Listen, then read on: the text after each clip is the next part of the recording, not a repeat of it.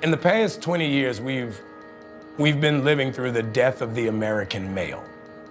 They have literally killed masculinity in our homes and our communities. Man, I agree with them 100% on this. I'm sorry, bro. Like, I mean, yeah. You know, some groups of people were saying like, oh, that's borderline homophobic. Even though in this same interview, he just got through saying, I chose a part to play a gay dude so I can understand and empathize with my brother and my friend and all my gay friends that I grew up with.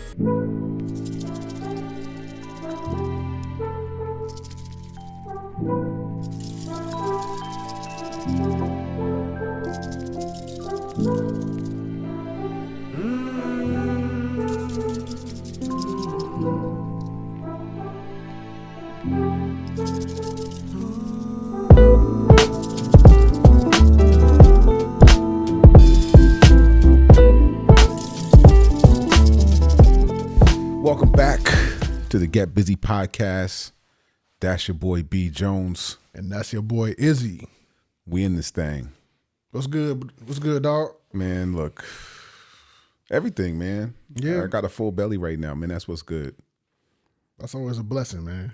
It is, but I've been really moving away from like eating too much, and I didn't do that today. So it's been so long since I ate too much. Okay. That I don't like the way it feels right now.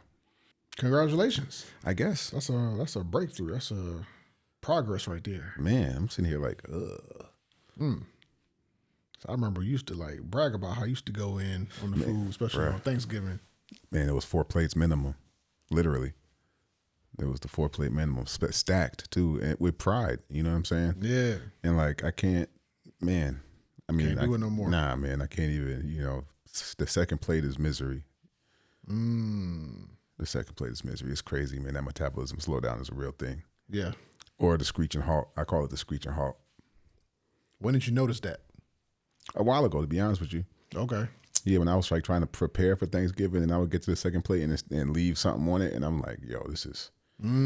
It's real. Yeah, and then I would just kind of force myself, but then be like, okay, I can't even do it anymore. Yeah, you just be miserable. Ain't no point. Nah.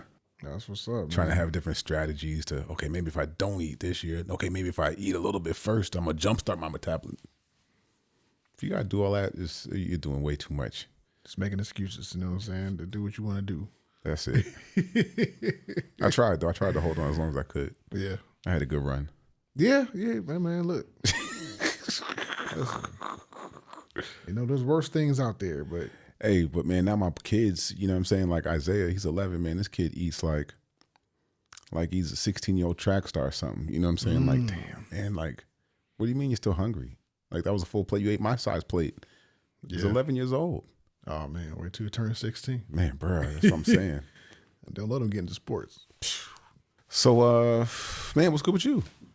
Everything's good, bro. Let's see what's going on in my life. Nothing.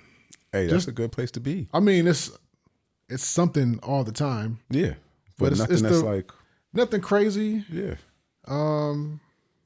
Yeah, I'm just, you saw we still doing stuff to the house and putting up lights and painting and, room by room or whatever, you know what I'm saying? So just, man, just been staying busy, man. Look, man, that's sometimes the no news is good news. Yeah. You know what I'm saying? Had my mom over here today. She was doing her podcast, using my space. Get Real with Alexis Jones. Yep. Get Real with Alexis. Go ahead and plug her. You know what I'm saying? She's just starting out, so I think she's about 3 episodes in on her podcast. So I'll put a link to the description, and we'll have to get her on the podcast on speed. Man, absolutely the right answer. Got to get some more couches and stuff and expand the space so we can get some guests up in here. Hey, it's got to happen. Yes, sir. So, yep. So look, man, what we're talking about today is, the movie Captain America came out a couple of weeks ago, maybe about a month ago or so. Have you seen it? Not yet. Okay. I planned on it, man. I actually planned on seeing it in theaters, and I just hadn't done it yet. Okay. So you're going to wait till it comes out on Disney. If it's still in theaters, I might go take the boys to see it. Okay. That'd be dope. Yeah. They do Tuesdays for like the $7. So, Okay. Yeah, so I do the Tuesday joints. Yeah. So we'll see. I remember when the main movie used to be $7. Man, I remember the 525 student discounts, man. That's the good old days. Yeah. Yo, But shout out to Cinema 12 back in the day. that's right. Duluth, right off 85. 85. They used to have the dollar movies or the $1.25 joints over there on the Venture Mall. Venture Mall. Now It's it's not Santa Santa Fe Fe Mall. Is that even still a theater there I anymore? was just about to ask you. I don't know. I don't go up that part of 85, it seems like, anymore. So Yeah, I'm not sure. I don't know if it's still a theater. Probably not. I would be willing to bet it's not. I'd be surprised if it still was. But those were the days, man. Finding a dollar theater. We didn't know they cost, was like $15 now, 20 At least, yeah. 15, 18, 99, $20 for the whatever. Man, that's back. I used to fill my gas tank up $10, full tank. Look, man, I don't even want to go there right now. Back in my day, you little whippersnappers. So Captain America came out a couple of weeks ago, month ago, whatever it was, and it's got mixed reviews. You know what I'm saying? But it's overall good reviews of the movie itself. You know, Okay. Anthony Mackie's doing his thing. His Hollywood star is rising. You know, into a particular place, and so with that comes a lot of critique, a lot of criticisms, and also some backlash. You know what I'm saying? Okay. So he was on the Pivot podcast because once people get in the spotlight, everybody wants a piece of it. They want to interview, talk to, everything else. Yeah. You go on your tour. Yeah. So he was in the podcast, the Pivot podcast. Shout out to the Pivot podcast, and got a lot of flack for some of his takes. There's a conservative take that is praising him for his stand on return to quote unquote masculinity. Mm-hmm. There's the more liberal and maybe / woke take that's criticizing him on that same topic. There's the We're not using the term woke. Sounds good to me. It was hijacked and the meaning changed. We're just going to go ahead and put that out there. We don't. There it is. That's why I said /, but 100%. Yeah, we don't even use it no more. There it goes. Okay. Yeah. But then we got a certain portion of like Black Twitter, I guess it's called X now, that's giving him a lot of flack for like the lack of their awareness of a particular role that he played earlier on in his career. So we're going to kind of dive into what did Captain America say, and he did what? That's kind of what I'm thinking about with this because there's a lot of good stuff in it, I think, that we can kind of dig a lot of really good nuggets out of, and some perspective that I kind of want to address. All right, well, let's go ahead and take a look at this one clip. I've been in the business 24 years, right? And I've seen people go from nothing to the biggest stars in the world. I've seen people go from one role to winning Academy Awards and doing all this shit. And what I realized yesterday thinking about it, we're lying to our kids, dog. And I think that's a big problem in our community. We tell our kids that and this is fresh on my heart, like I literally just came to this conclusion last night. We tell our kids if they do right and they make the good grades and they go to the programs and they will become successful. If you work hard enough, your work will be paid off. And that's not true. Success is given. It's not earned. Because you can be the most brilliant. If one person don't tap you, each one of y'all. There were people who could hit harder, who could catch better, who could run faster, but somebody said, you're the one. And the other 50 behind you fell off. You know what I mean? Mm-hmm. And because of that, I don't know what that emotion or that feeling is the scary thing. Because I went to all the programs. I've done Broadway, I've done off-Broadway. I've been in the business 24 years. I've been in 2 Academy Award films. I've done independent films. I've done major motion pictures. Now I'm Captain America. So now what? Yeah, so that was an interesting take. I think that might be the first time I've heard somebody who himself has worked very hard to get to where he is, and he's finding a lot of success. For them to turn around and say the things, like everything's given, is not earned. And he did say like this is just fresh on his mind, you know, something that he had just thought about like the night before. So, yeah, I just thought that was really interesting. What you think about what he said? So it is interesting, and I do understand that there's a lot of it's not what you know, but who you know that goes on in life. And I also know that, especially when God's in it, it doesn't always require the level of maybe work or effort that it might if not, right? But I don't want to dismiss, because he, like you just said, he's saying it, but he put 20 feet, this guy from saying he put 24 years into it to get to this place. And then he pointed at the people who don't know, the Pivot Podcast is run by 3 professional or former NFL players that got to the NFL, right? But the reason why they were in a position to have somebody pick them over somebody else was because of the work that they put in to get to that point. And so like, I think I understand what the premise of what he's saying, but it still requires the work to get into that position. Yeah, because I don't think what he was saying was like, all right, so for my kids and for your kids, yeah, scratch all that work hard stuff. You just gotta wait for somebody to give it to you. Right. I don't think he's saying that. I think he's saying like, especially so like the difference between professional sports and then like acting. Like in sports, you really do have to have talent and work hard to get to that level. And then once you get up there, then it can get politickish. Yeah. You saw with for the Olympic team, was it Jaylen Brown?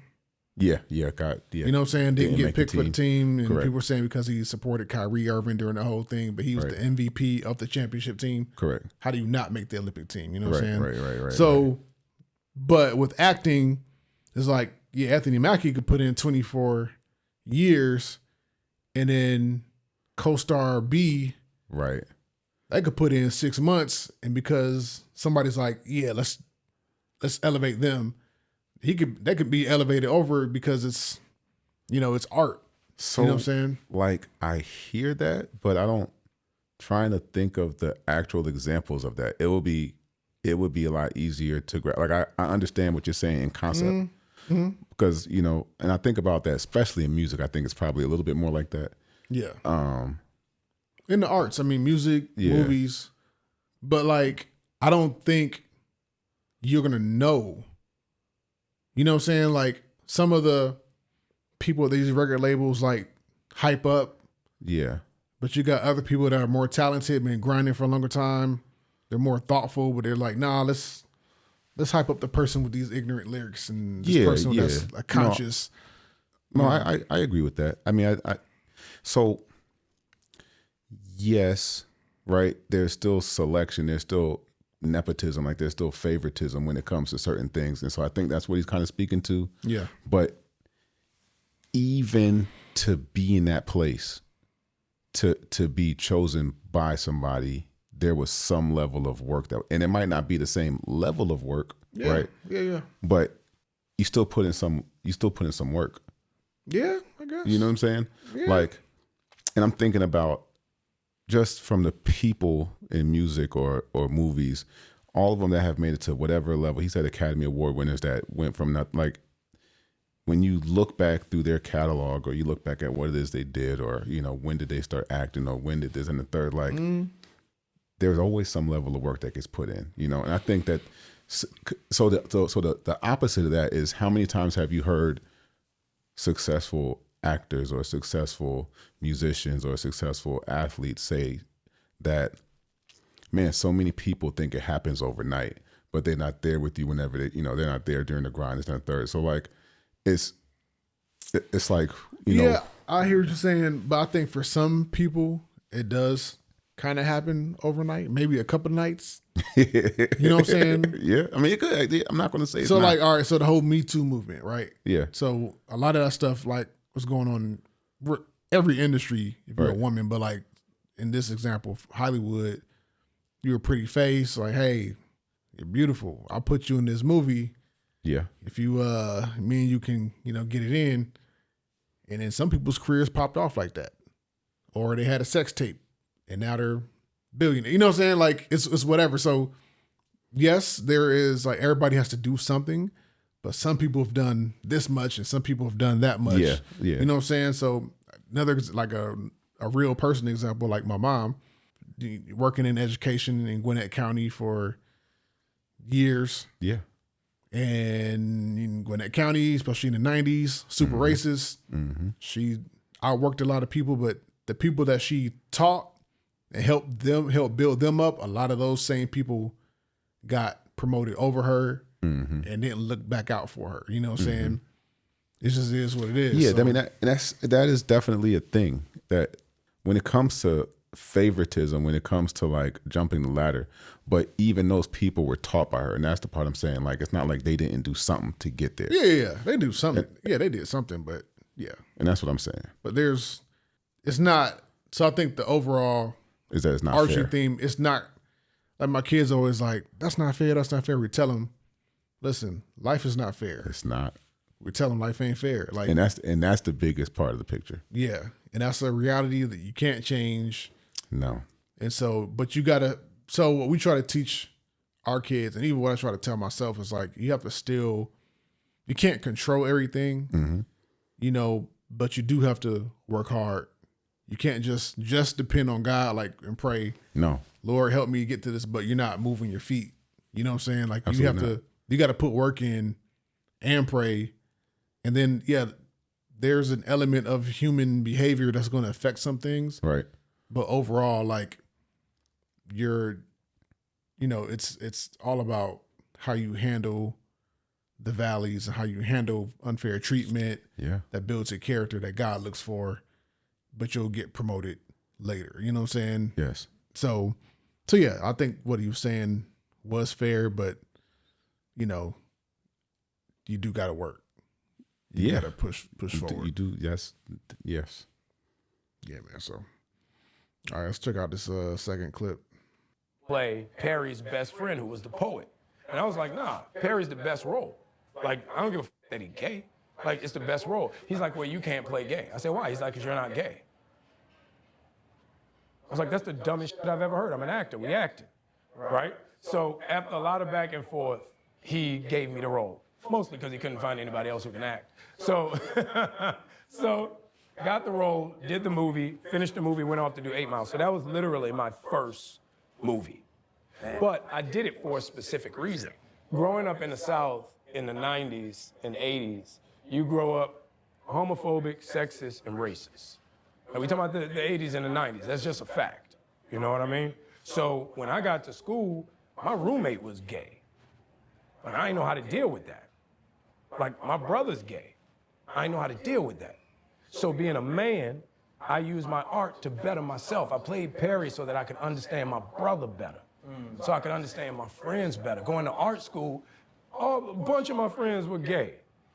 You know what I mean? Like, when I was a kid, we had a record label. We had the first gay rapper. Nobody gave. You make good music, nobody care. You know, Big Frida is famous.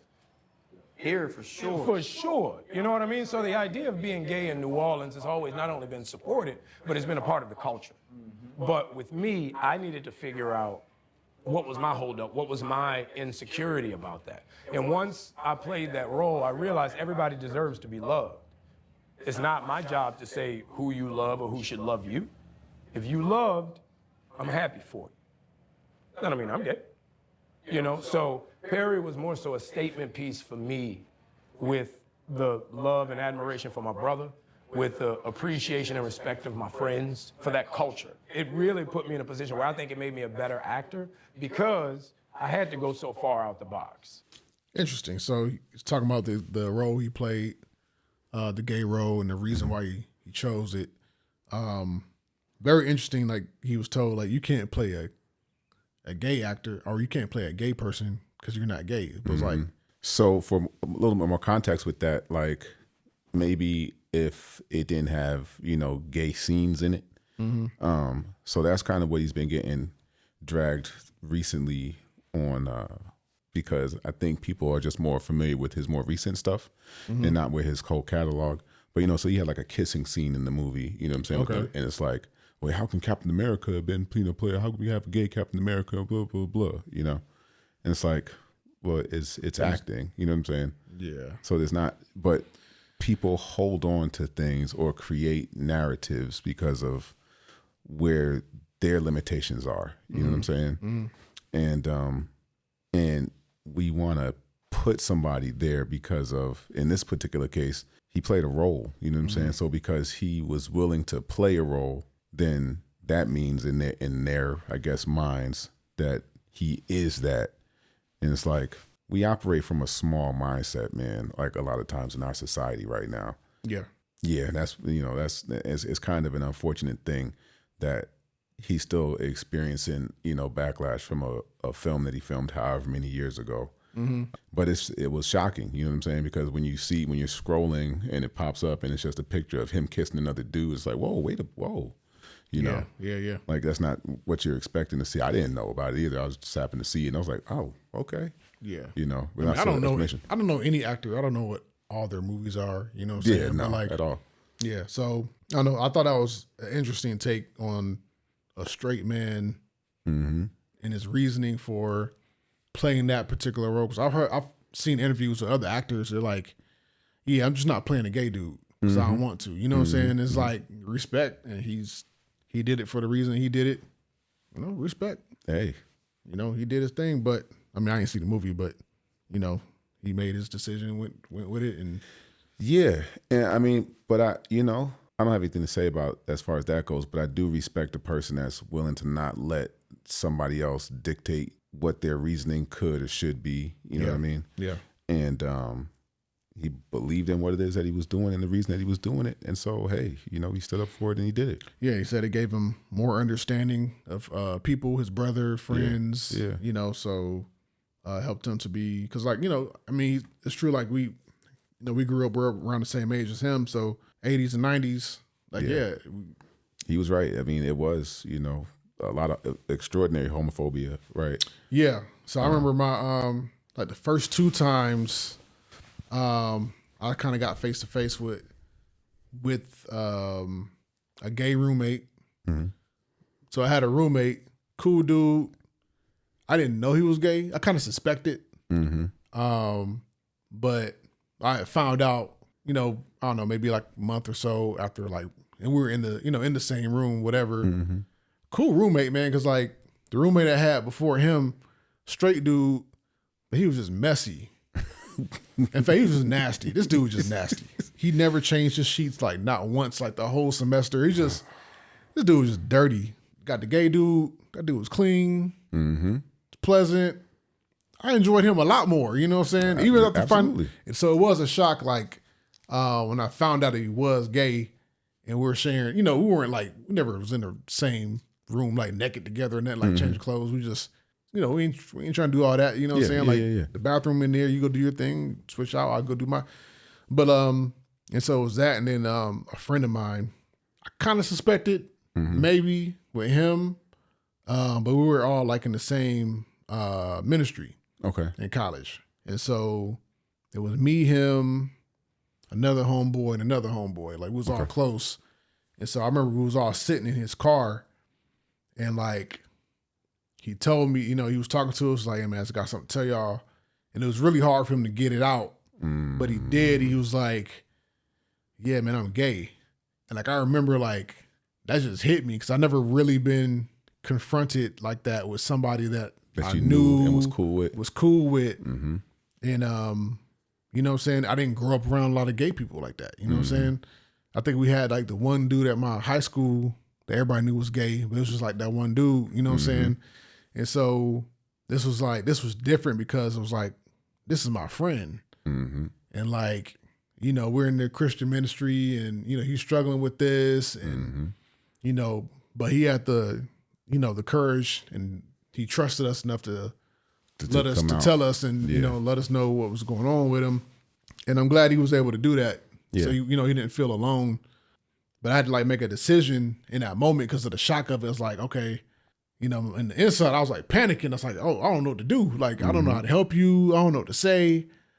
But after, you know, a couple of minutes, him talking, like, I settled down. I don't even remember, like, what all happened after that. But, like, basically, for the most part, it's like, hey, bro, you still my brother, man. You know what I'm saying? Like, we love you. Thank you for telling us. You know what I'm saying? Whatever you need, we got you. You know, that type of thing. And so yeah, I think that, like, those moments, like that moment for me, helped me to grow and become and learn more, become more sensitive to somebody who's has something different going on, different thought processes, you know what I'm saying, than me, you know what I'm saying, or what I expect of them, you know what I'm saying. So I'm sure he had to go through the same thing with his brother. Yeah. You know what I'm saying? And so, and a lot of people do. So yeah, whatever gets you to that place, I think is a good place to get to. Yeah. So similarly to me, man, not similarly, but my experience is the first time I got hit on was in high school, doing the AIDS Walk Atlanta, and it was put on through the school actually. And you never told me about this. Yeah, so do you remember Jared Hyman? I remember the name. I think he might have wrestled or something. Yeah, I do remember Jared. Yeah, he was cool, right? Yeah. He was the only person I remember being there because this dude came up and he kind of was like, and I was like, man, like, wow, you know, I just got hit on. Jared was like, yeah, this is my 3rd year doing this. He's like, it happens to me all the time. But he handled it like, it's no big deal. You know what I'm saying? Yeah. And I was like, oh, okay, cool. So anyway, fast forward, I ended up becoming friends with, man, he ended up being one of my really good friends, Chris. And he passed away several years ago. And used to work with me at Papado. And he was gay. And I mean, we kicked it almost every day. You know what I'm saying? But dealing with that friendship, I went to this bar one time. It was a drag queen bar. Okay. Right. And so it was me and a bunch of people from work went, and you know, straight women, and you know, Chris went, and another couple of gay guys. It's where I realized, because I was like, you know what, we always go, you know, to regular whatever else.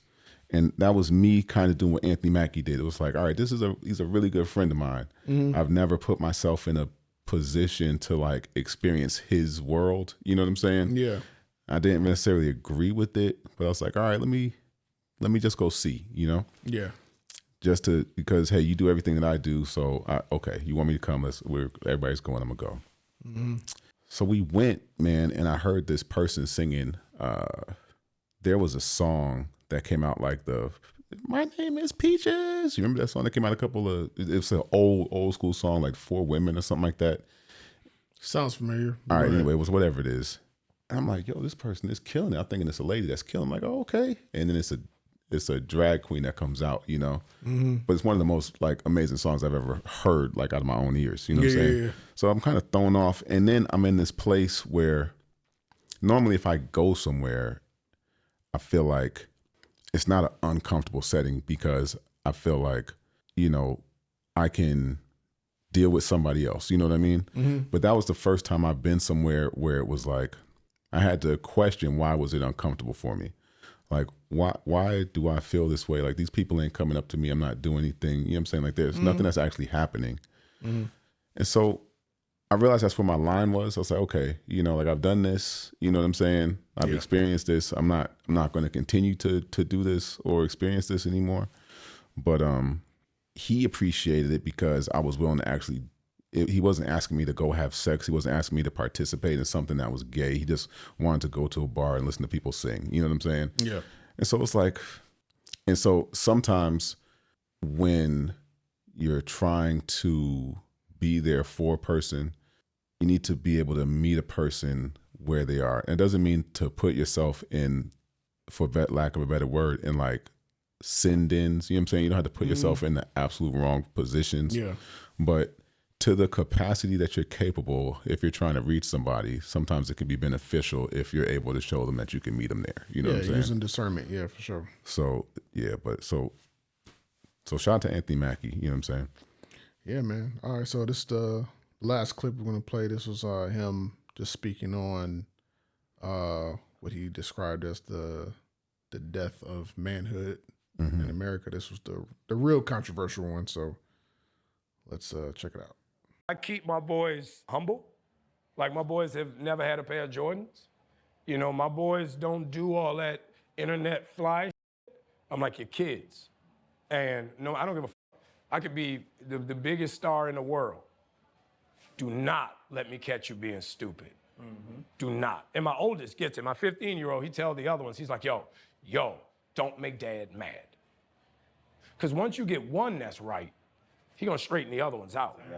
So it's just that thing of, you know, in the past 20 years, we've been living through the death of the American male. They have literally killed masculinity in our homes and our communities for one reason or another. But I raised my boys to be young men.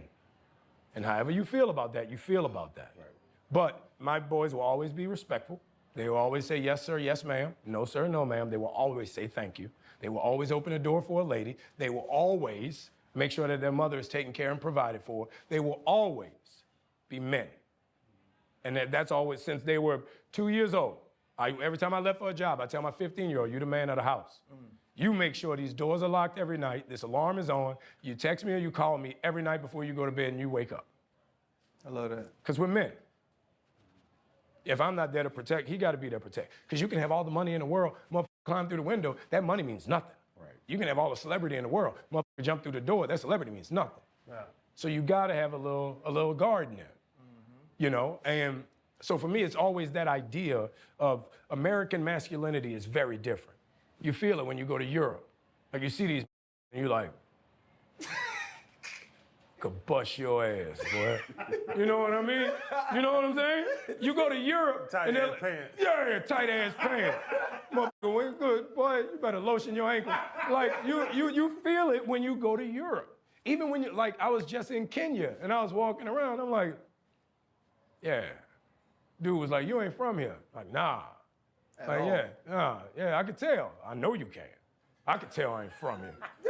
You know what I mean? It's just that American male masculinity is something I think is very important for boys. Because now our little boys are afraid to fail, so they don't try.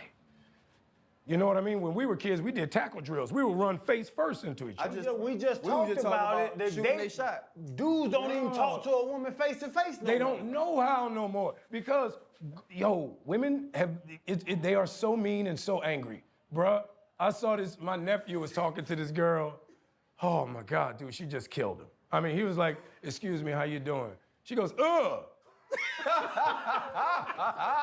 How do you come back from that? Yo, he just walked over to me. I gave him his beer. I was like, there you go, bro. That didn't happen. Let's start over. Yeah, so that was the one that Yes. a lot of people got up in a tiff. Man, I agree with them 100% on this. I'm sorry, bro. Like, I mean. Yeah. So some of the stuff I was looking at and reading and articles or whatever, some groups of people were saying like, oh, that's borderline homophobic. Even though in this same interview, he just got through saying, I chose a part to play a gay dude so I can understand and empathize with my brother and my friend and all my gay friends that I grew up with. You know what I mean? So this is the part that really bothers me. And this is, it's starting to supersede in our society right now. It's like you can't be one thing without being another thing. You know what I'm saying? Like I can't be a masculine male and have respect for a gay man or have a gay person as a friend. You know what I'm saying? Yeah. Like it's like they have to be mutually exclusive, and that's some nonsense. You know what I mean? Yeah. And I was looking at another clip on the Fox News, one of their shows, and they were talking about it. They're like, oh, this applauding him for like what he said. Yeah. But then it was like, but before he was saying like, Captain America when he was doing a press tour. Yeah. It's like Captain America doesn't represent America. You know what I'm saying? Like, but now you're saying this. It's like these are two completely different things. So like, why do you like everybody wants everybody to be in the box? I was reading the comments, man. His comments are so stupid from these people, bro. Like, oh, he's doing that because he felt his career was going down the drain after the press tour. He had to, he was forced to say this. Like, people are idiots, man. So I feel like I need to take a shower sometimes, not like watching the list, reading some of this stuff. Yeah, bro. Yeah, people are. Nerves, It's really crazy. But I applaud it, to be honest. You know, the stance, especially for young men. You know what I mean? The level of respect that they have to operate out of. Hey, you're the man of the house. A kid needs to know that. You know what I'm saying? Mm-hmm. Like, where else do you learn that from? A boy is supposed to be groomed into being a man, and you can't wait till they're 25 years old to try to teach them or to get them to that place. What are you supposed to be doing? Because some of the things I heard was, oh, that's too much responsibility for a kid. You're not supposed to be doing something. Like, what are you talking about? This kid is 15 years old. Like, at 14 years old, people were going and dying in war. You know what I'm saying? Yeah. Just like less than 100 years ago. Yeah. You know? But now 15 years old is too young to tell, hey, you know, lock the doors and make sure you call me because you're the man of the house. Like, what are we talking about? Right? And so people don't like when you're giving an identity to your kids that they don't agree with. You know what I'm saying? Like for some reason, a lot of people get threatened by that.